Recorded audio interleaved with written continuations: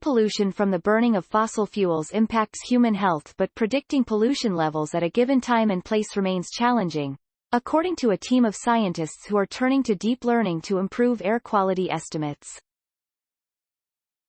Results of the team's study could be helpful for modelers examining how economic factors like industrial productivity and health factors like hospitalizations change with pollution levels.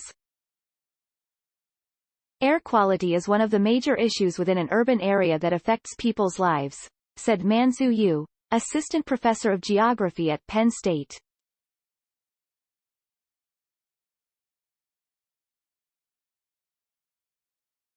Yet existing observations are not adequate to provide comprehensive information that may help vulnerable populations to plan ahead. Satellite and ground-based observations each measure air pollution, but they are limited, the scientists said.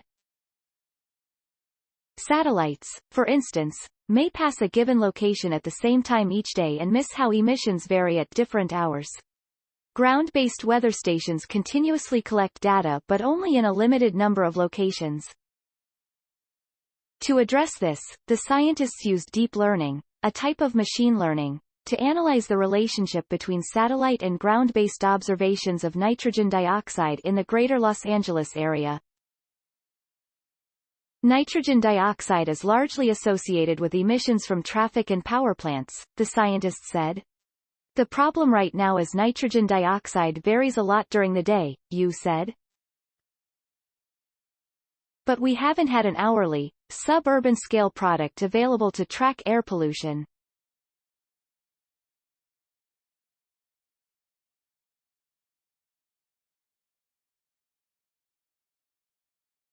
By comparing surface-level and satellite observations, we can actually produce estimates with higher spatial and temporal resolution. The learned relationship allowed the researchers to take daily satellite observations and create hourly estimates of atmospheric nitrogen dioxide in roughly 3 mil. They recently reported their findings in the journal Science of the Total Environment.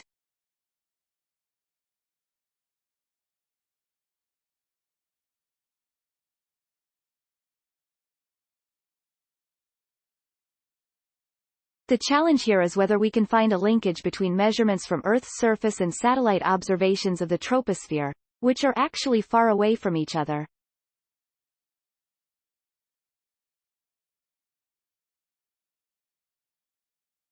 That's where deep learning comes in. Deep learning algorithms operate much like the human brain and feature multiple layers of artificial neurons for processing data and creating patterns. The system learns and trains itself based on connections it finds within large amounts of data, the scientists said.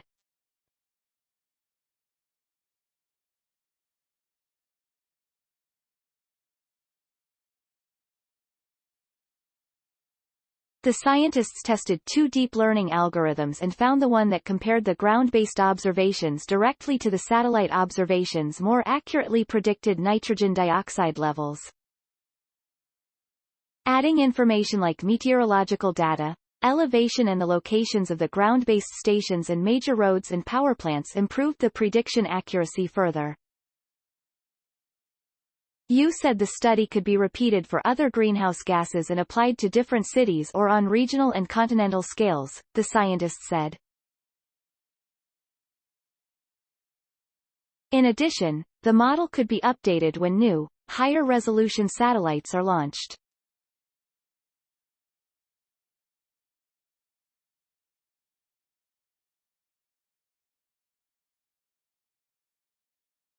With a high spatiotemporal resolution, our results will facilitate the study between air quality and health issues and improve the understanding of the dynamic evolution of airborne pollutants, Yu said.